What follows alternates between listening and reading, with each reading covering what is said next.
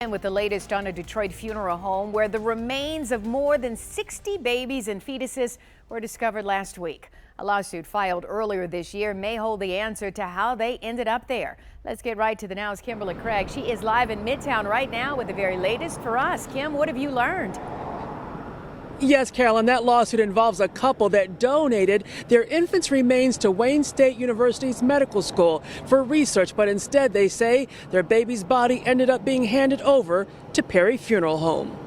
It's reopening wounds that you thought were closed, and it's not allowing you to have the closure that you had thought you had had. The lawsuit filed by Rachel Brown and Larry Davis names Hutzel Hospital as one of the defendants. The couple says the hospital allowed their baby girl's remains to end up going to Perry Funeral Home and then to a refrigerated area in Wayne State University's mortuary science program, where they were stored with dozens of other remains of infants and fetuses. The couple says they never gave Perry Funeral Home or the mortuary science program authority to do anything with their baby, and they say Wayne State failed to obtain proper documentation from Perry Funeral Home, thus contributing to the mishandling of the remains.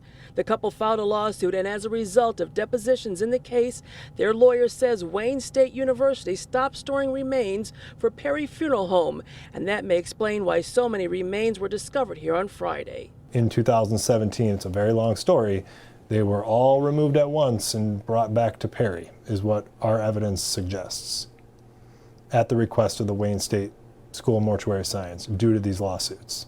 Essentially, get them out of here.